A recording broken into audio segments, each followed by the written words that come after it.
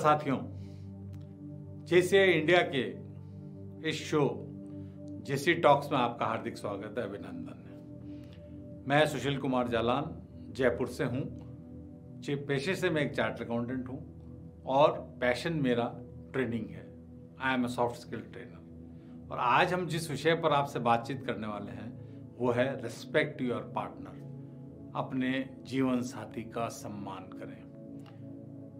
आपको सुनकर बड़ा अजीब सा लग रहा होगा कि ये कैसा टॉपिक है, इस टॉपिक पर क्या बात करने की जरूरत है। देखिए, आप थोड़ा सा पीछे जाइए, अपने बचपन में जाइए। हम जो है जब पढ़ते थे तो हमेशा किताबों में हमारे को ये बताया जाता था कि माता पिता की सेवा करें, बड़ों की सेवा करें, उनका सम्मान करें। कहीं भी हमने ये पढ़ा है क्या?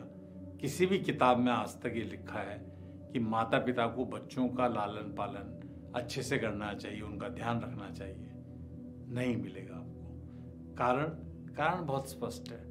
कारण ये है कि माता पिता तो ये सब चीजें करते ही हैं, उन्हें कहने की जरूरत नहीं है। लेकिन शायद बच्चे बड़े होने के बाद माता पिता का सम्मान करना, उनकी बात मानना भूल जाते हैं और इसीलिए उनको सिखाना पड़ता है कि आपको माता पिता का सम्मान करना, उनकी बात माननी है। ऐसे ही सामान्यतः हम अपने जीवन साथी का सम्मान करते हैं, लेकिन फिर भी आज के समय को देखते हुए ये बहुत महत्वपूर्ण विषय है कि हमें जो है अपने जीवन साथी का सम्मान करना चाहिए। अब प्रश्न ये है कि कैसे करें। सम्मान करने के लिए हमें क्या करना चाहिए? क्या हम अपने जीवन साथी के पांव छुएं या उसे हाथ जोड़कर नमस्कार करें? ये तो एक बड़ों का सम्मान है, ये तो सम्मान का तरीका है। पर विशेष रूप से जीवन साथी का सम्मान करने के लिए हमें क्या करना चाहिए? तो जिस प्रकार हमने अपने विवाह के समय 7 वचन लिए थे, 7 फेरे लिए थे, वही 7 बातें मैं आज आपके साथ शेयर करने वाला हूं। और उसको याद रखने के लिए हमने उसे ABCD फॉर्मेट में तैयार किया है। जो ABCD फॉर्मेट हमारा है, ABCDEFG, हम बात करेंगे इसके ऊपर। इससे क्या होगा, आपको याद रखने में आसानी होगी। तो शुरुआत करते हैं। सबसे पहले अल्फाबेट में आता है A, और A का मतलब क्या है? A से हम क्या मानते हैं? एटीट्यूड, जो कि बहुत इंपॉर्टेंट है।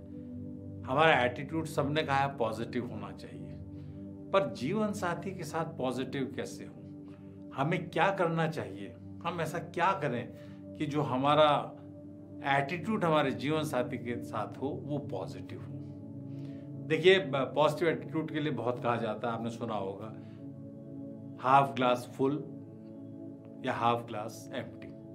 ये देखने का एक नजरिया है, सब जानते हैं, सबको आपको मालूम है। ऐसे ही आप कोई भी सेव ले लें, कोई भी सेव, XYZ किसी भी सेव को उठाकर देख लें, एप्पल को उठाकर देख लें, तो उसमें कहीं ना कहीं दाग जरूर मिलेगा। और दाग किस चीज का होता है? क्योंकि वो एक के ऊपर एक जो है रखे जाते हैं, जिससे वो दब जाते हैं और दाग हो जाता है। और हम सिंपली क्या करते हैं, उस दाग वाले हिस्से को काट देते हैं और बाकी का एप्पल काम में ले लेते हैं। तो ऐसे ही जो है हमारे को हमारे जीवन साथी के साथ भी करना है। पॉजिटिव एटीट्यूड का मतलब ये है कि हम अपने जीवन साथी की केवल अच्छाइयाँ देखें, उसकी बुराइयाँ नहीं देखें। क्योंकि कोई भी आदमी जो है 100% परफेक्ट नहीं है। हर एक में कुछ अच्छाइयाँ हैं, कुछ बुराइयाँ हैं, कुछ कमियाँ हैं। और 2 चीज़ों का विशेष ध्यान रखें। पहली चीज़ कि हम अपने जीवन साथी की बुराई, उसकी कमियों का बखान, उसकी गलतियों की सूचना कि लोगों को ना दें, लोगों के सामने उसके बारे में बातचीत ना करें। करनी भी है तो अकेले में करें। और दूसरा, कभी भी जीवन साथी का मजाक ना उड़ाएं। आजकल आप देखिए सोशल मीडिया पर जो है पति या पत्नी के लिए बहुत सारे जोक्स आते हैं। अगर वो आपके पढ़ने के लिए हैं जब तक तो ठीक है, लेकिन अगर आप वो शेयर करने लगता है अपने जीवन साथी से, तो हो सकता है कि कभी भी बुरा लग जाए और आपके दोनों के बीच में दरार आ जाए। तो अगर इन 2 चीज़ों का भी आप ध्यान रख लेंगे तो यकीन मानिए आपका जो है जीवन साथी के प्रति जो सम्मान है वो बढ़ जाएगा, उसे बहुत अच्छा लगेगा। तो ये थी पहली बात कि हमें जो है पॉजिटिव एटीट्यूड रखना है, जिसमें हमें केवल और केवल अपने जीवन साथी की अच्छाइयाँ देखनी है। तो हमारा जो अल्फाबेट दूसरा आता वो है B यानी बैलेंसिंग। बैलेंसिंग का मतलब लाइफ बैलेंसिंग। किस तरह हम अपने जीवन को बैलेंस करें। पहले वाला ज़माना अलग था, जब एक सिंपल सा आदमी जो है काम पर जाता था और शाम को घर आ जाता था, घर पे बैठता था। अब हमारे पास सोशल मीडिया भी है, अब हमारे पास दोस्त भी बहुत हैं, हम क्लब्स भी जाते हैं, बहुत सारे काम हमने ले रखे हैं। तो उस काम को करने के कारण हम अपना समय घर पर कम दे पाते हैं और वो एक ऐसा कारण हो जाता है जिससे कि आपस में दूरियां बढ़ती हैं। उन सब चीज़ों को रोकने के लिए ज़रूरी है कि हम जितने भी ये हमारी चीज़ें हैं उन सब का बैलेंस बना कर रखें। और बैलेंस बनाने का सिंपल सा तरीका है कि हम ये डिसाइड कर लें कि हम दोस्तों के साथ इतना ही समय देंगे, हम पत्नी को कम से कम इतना समय देंगे, या पत्नी ये डिसाइड कर ले कि वो सहेलियों के साथ इतना समय बिताएगी और हस्बैंड को इतना समय देगी। दोनों के लिए चीज़ लागू है। तो लाइफ को बैलेंस करना बहुत ज़रूरी है। अगर आप लाइफ को बैलेंस करके चलते हैं तो ये अगेन जो है एक तरह से रिस्पेक्ट है आपका आपके जीवन साथी के प्रति कि आप उसको उसका जो उचित समय है वो दे रहे हैं। चलिए आगे बढ़ते हैं और हम आते हैं अब सी पर। और सी जो है इसका मतलब है कम्युनिकेशन। कम्युनिकेशन आज की तारीख में बहुत इम्पोर्टेंट है। जब हम कम्युनिकेशन की बात करते हैं तो पहले लोग बैठकर खूब बात किया करते थे, परिवार के साथ बैठते थे, बातें होती थी। अब परिवार भी छोटे होने लगे हैं, समय भी कम हमारे को मिलता है, तो अब सारा काम हम ज़्यादातर समय मोबाइल में लगे रहते हैं और कम्युनिकेशन मोबाइल के द्वारा ही हो रहा है। आप याद करें कि पहले 10 साल पहले तक आप अपने किसी भी जानकार को विश करने के लिए फ़ोन किया करते, तब केवल व्हाट्सएप पे मैसेज डाल देते हैं। तो पत्नी के साथ भी यही हो रहा है आजकल, या पत्नी भी हस्बैंड के साथ ऐसा ही कर रही है। दोनों जो है एक पलंग पर बैठे हैं लेकिन दोनों अपने अपने मोबाइल पर हैं। पास बैठे हुए भी दोनों के बीच में वर्बल फिजिकल कम्युनिकेशन नहीं होता है और ये बहुत ज़रूरी लाइफ में, अदरवाइज स्ट्रेस हो जाता है। तो कम्युनिकेशन का हमें हमेशा ध्यान रखना है कि हम बराबर करें। इसके लिए जो है एक बहुत सिंपल सा तरीका है कि हम जो है अपने व्यापार में, ऑफिस में, सर्विस में, जहाँ भी हम हैं वहाँ से कम एक बार अपने जीवन साथी के साथ जरूर फ़ोन पर बात करें। मोबाइल का पॉजिटिव इस्तेमाल करें, एक बार ज़रूर बात करें, सिंपली चाहे 1 मिनट के लिए, और कैसे हैं, क्या कर रहे हैं, शाम को क्या बन रहा है, कुछ भी बात कर सकते हैं। एक बार बात करने से सामने वाले को संतुष्टि हो जाती है कि मेरी बात होगी, सब कुछ ठीक है। कोरोना के बाद जो है अब अगर एक बार दिन में हर एक की अगर पति पत्नी की बात हो जाती है तो दोनों अपने आप को बहुत रिलैक्स महसूस करते हैं। तो कम्युनिकेशन जो है एक ऐसी चाबी है जो बहुत ज़रूरी है आपके संबंधों को बढ़ाने के लिए, एक दूसरे पर विश्वास करने के लिए और साथ साथ एक दूसरे को रिस्पेक्ट देने के लिए। तो हम अपना जो समय है कम्युनिकेशन में ज़रूर दें, अपने परिवार के साथ, अपने जीवन साथी के साथ हमेशा कम्युनिकेशन बना कर रखें। चलिए आगे बढ़ते हैं और डी यानी ड्रीम टुगेदर। ये एक बहुत डिफरेंट सा आपने सुना होगा, ड्रीम टुगेदर यानी कि सपने साथ देखना। हर एक जीवन साथी की इच्छा ही होती है कि सबसे ज़्यादा समय आपको लाइफ का अपने जीवन साथी के साथ बिताना है, उसी के साथ रहना है, चाहे वो जवानी का समय हो चाहे वो बुढ़ापे का समय हो। और उसके लिए हमें क्या करना है कि हम हमारे भविष्य की प्लानिंग खुद करें, दूसरे को ऊपर ना छोड़ें, हम खुद मिलकर ये डिसाइड करें कि हमें क्या करना है। एक छोटी सी स्टोरी मैं आपको सुनाता हूँ, जहाँ पर जैसे आप एक लाइटर वे में लीजिएगा कि एक व्यक्ति ने कहा कि हमारे घर में कभी झगड़ा नहीं होता। तो उससे पूछा भाई ऐसा क्यों? तो उसने जवाब दिया, हमारे घर में झगड़ा इसलिए नहीं होता कि जितने भी महत्वपूर्ण निर्णय हैं वो सब मैं लेता हूँ और जितने भी छोटे मोटे निर्णय हैं वो मेरी वाइफ लेती है और हमारा गुजारा बहुत अच्छे से चल रहा है, बिना झगड़े के चल रहा है। तो उस व्यक्ति ने पूछा कि ऐसे कौन से डिसीजन है, कुछ हमें भी बताएं। तो बोले बच्चों को कौन से स्कूल में पढ़ाना है, घर में सोफ़ा किस कलर का लेना है, पेंट कौन सा कराना है, इन सब ये छोटी मोटी बातों का निर्णय मेरी पत्नी लेती है। आज यूक्रेन और रशिया का युद्ध होना चाहिए या नहीं, अमेरिका को परमाणु बम बनाना चाहिए या नहीं, भारत को ये कुछ करना चाहिए या नहीं, ये सब जो महत्वपूर्ण निर्णय है सब मैं लेता हूँ। तो इसलिए हमारे बीच में कभी कोई डिस्प्यूट होता ही नहीं। तो कहने का मतलब है कि अगर पति पत्नी मिलकर अपने भविष्य की प्लानिंग करते हैं, हमें 5 साल बाद ये करना है, 10 साल बाद ये करना है, और उसके पीछे लग जाते हैं, जॉइंट रूप से उसको अचीव करने की कोशिश करते हैं, तो तो यकीन मानिए वो चीज़ अचीव भी हो जाती है और बहुत अच्छे से जो है वो दोनों काम कर पाते हैं। तो इसलिए साथ सपने देखना, साथ भविष्य की प्लानिंग करना, ये एक और तरीका है जहां हम अपने पार्टनर को रिस्पेक्ट देते हैं, हम उसकी बात को वजन देते हैं, उससे पूछते हैं और मिल करके हम कोई डिसीजन लेते हैं। आगे बढ़ते हैं। ई यानी कि एम्पैथी। ये आजकल एक नया वर्ड चला है, एम्पैथी, यानी कि सब कुछ साथ मिलकर हम करते हैं, लेकिन उसके बावजूद जो आजकल की युवा पीढ़ी है विशेष रूप से, वो ये सोचती है कि हम जॉइंटली बहुत कुछ करेंगे, लेकिन इसके अलावा कुछ हमारे ऐसी व्यक्तिगत चीज़ें हैं, कुछ हमारे ऐसी व्यक्तिगत इच्छाएं हैं, शौक हैं जो हम करना चाहते हैं, वो हम अवश्य करें। उसके लिए हमें जो है हमारा पार्टनर ना रोके, कोई रोक टोक ना करे, यानी कि हमें वो स्पेस मिलना चाहिए। सब जीवन साथी आजकल चाहते हैं कि उन्हें स्पेस मिले कुछ, जहां वो अपने मन मर्जी का काम कर सकें, कोई उन्हें टोकने वाला नहीं हो, चाहे वो जॉब करने की बात हो, चाहे और कुछ भी करने की बात हो, दे नीड स्पेस। तो ये एक और नई चीज़ चली है, तो हमें जो है निश्चित रूप से अपने पार्टनर को स्पेस देना चाहिए और वो जो कर रहा है बल्कि उसमें सहयोग करना चाहिए ताकि वो और आगे बढ़ सके, क्योंकि अगर वो आगे बढ़ेगा तो हमारे को भी उसका लाभ मिलने वाला है। आगे बढ़ते हैं। एफ यानी कि फेथ।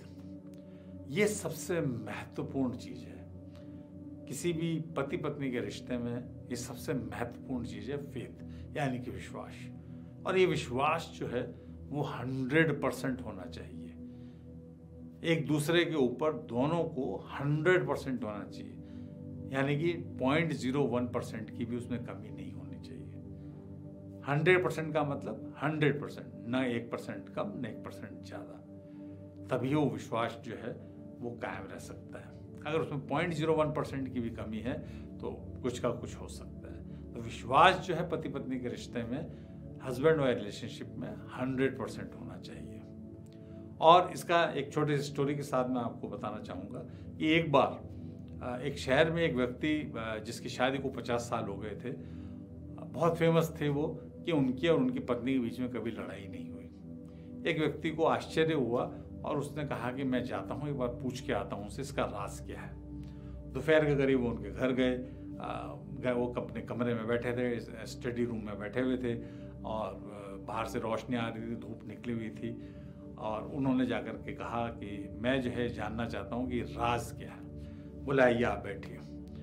फिर उन्होंने अपनी पत्नी को आवाज़ दी कि मेहमान आए हैं, तो ऐसा करो कि एक दीपक जला करके लेके आओ।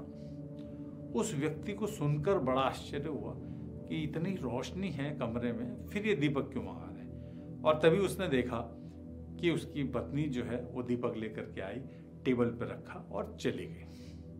फिर जो है उसने अपनी पत्नी को आवाज़ लगाई और आवाज़ लगा कर ये कहा कि हमारे जो मेहमान आए हैं उनके लिए कुछ मीठा लेकर के आओ।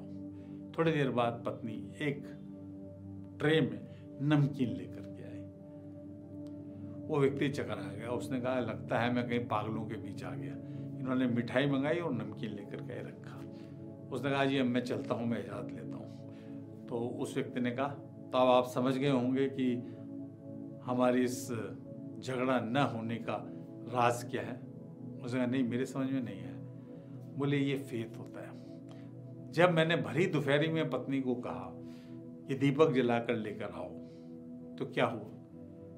वो पूछ सकती थी ना कि इस भरी दोपहरी में दीपक की जरूरत ही नहीं है, फिर आप क्यों मंगा रहे हैं। लेकिन उसने मेरे पर विश्वास किया, कोई ना कोई बात होगी, कोई ना कोई कारण होगा, इसलिए उसने अपना दिमाग नहीं लगाया और उसने ला के रख दिया। और जब मैंने उससे मीठा मंगवाया और वो नमकीन लेकर के आई, तो मैं समझ गया कि या तो घर में मीठा नहीं है या कोई बात है जिसकी वजह से नमकीन लेकर के, इसलिए मैंने कुछ नहीं कहा। यही विश्वास है। अब आप सब सोचिए कि अगर ये आपका जीवन साथी ऐसा करता तो क्या होता। हालांकि मैं आपको देख नहीं पा रहा हूं, लेकिन मैं महसूस कर पा रहा हूं कि आप सब मुस्कुरा रहे हैं। क्या आपका जीवन साथी उस वक्त बोलता, वो आप सोच करके उसको मुस्कुरा रहे हैं। तो फेथ का मतलब ये है कि जो कुछ भी है, कोई भी पार्टनर हमारा कर रहा है उस पर पूर्ण विश्वास करें, कोई ना कोई अवश्य कारण रहा होगा, तभी ऐसा हुआ है कि आपने जो कहा वो बात पूरी नहीं हो पा रही। क्रोधित होना या कमेंट करना उसका कोई सॉल्यूशन नहीं। तो ये सबसे इम्पॉर्टेंट चीज़ है और शायद ये हस्बैंड वाइफ रिलेशनशिप में एक दूसरे को रिगार्ड देने की, एक दूसरे को सम्मान देने की चाबी है। ये हमें ध्यान रखना। और अब हम आते हैं सबसे आखिरी पॉइंट पर, और वो है जी यानी गॉड गिफ्ट। देखिए, कोई भी धर्म हो, सभी धर्मों में जो है ये माना जाता है कि जोड़ियां जो है वो ऊपर वाला बनाता है। और हम अगर हिंदू धर्म की बात करें तो हिंदू मैथोलॉजी में तो हम ये मानते ही हैं कि 3 काम ईश्वर ने अपने पास रखे हैं। पहला जन्म, दूसरा परण और तीसरा मरण। यानी कि जन्म, शादी और मरण, इन 3 के ऊपर हमारा कोई अधिकार नहीं है। ये ईश्वर की मर्जी से ही होते हैं। तो जब ईश्वर की मर्जी से ही हमारी शादी होती है, ईश्वर की मर्जी से ही हमें जीवन साथी मिलता है, तो आज गिफ्ट जो है उसको क्यों नहीं माना जाए? ईश्वर की गिफ्ट ही हम माने। जिस तरह हमें कोई भी व्यक्ति आता है और गिफ्ट दे करके जाता है तो हम कितनी खुशी से उस गिफ्ट को स्वीकार करते हैं, उसे रखते हैं। इसी प्रकार ईश्वर की दी हुई उस गिफ्ट को हम स्वीकार करें, चाहे वो कमियां हों उसमें तो स्वीकार करें, चाहे खूबियां हों तो स्वीकार करें, और जो उन्होंने हमारे को दिया है उसके साथ हम अपना जीवन व्यतीत करें। तो गॉड गिफ्ट मान करके हम अपने जीवन साथी के साथ रहें। तो अंत में बस मैं यही कहना चाहूँगा कि हमारा एटीट्यूड पॉजिटिव होना चाहिए। कैसे होना चाहिए? जब हमने बात की कि कभी भी हम बुराइयों की तरफ ध्यान न दें, कमियों की तरफ ध्यान न दें, कहीं भी उनके बारे में कुछ भी गलत ना बोलें, उनका मजाक ना उड़ाएं। लाइफ में बैलेंस रखें, जितने भी हमारे काम हैं उन सब में बैलेंस रखें, पत्नी को पूरा समय दें। हमारा कम्युनिकेशन, हमारा संवाद पत्नी के साथ हमेशा होना चाहिए। चौथी चीज़, हम मिल बैठकर हमारे भविष्य की प्लानिंग करें, सपने साथ देखें, एक दूसरे को हम स्पेस दें। जो पर्सनल हम करना चाहते हैं, हमारी जो इच्छाएं हैं उनको हम पूरा करने के लिए दूसरे को मदद दें, अपने जीवन साथी को मदद दें। 100%, जी हाँ 100% हम अपने जीवन साथी पर विश्वास रखें और साथ ही गॉड गिफ्ट मान करके हम अपना जीवन व्यतीत करें। तो मेरा आप सबसे ये रिक्वेस्ट रहेगा कि इनमें से जो भी पॉइंट आपको अच्छा लगता हो, किसी भी एक पॉइंट को आप चुनिए और चुनकर उसके ऊपर अमल कीजिए। कुछ समय तक, 1 महीना, 2 महीना, 3 महीना अमल कीजिए। मैं आपसे वादा करता हूँ कि आपके अंदर बहुत बड़ा चेंज आएगा, आपको बहुत फर्क नजर आएगा और आपके जो रिलेशनशिप है हस्बैंड वाइफ की, वो बहुत बढ़िया होने वाली है। सिर्फ एक बार एक पॉइंट के ऊपर काम करके देखें। अंत में मैं पुनः एक बार जैसे इंडिया को यहाँ धन्यवाद देना चाहूँगा, जिसकी वजह से आज मैं शायद बोल पा रहा हूँ, जिसकी ट्रेनिंग की वजह से आज मैं यहाँ तक मैं पहुँचा हूँ। और मैं निश्चित रूप से जैसे इंडिया का हमेशा आभार व्यक्त करता रहूँगा, कर्जदार रहूँगा। मैं आप सब लोगों के सुखद, समृद्ध और शांतिपूर्ण जीवन की कामना करता हूँ। धन्यवाद, नमस्कार, जय हिंद।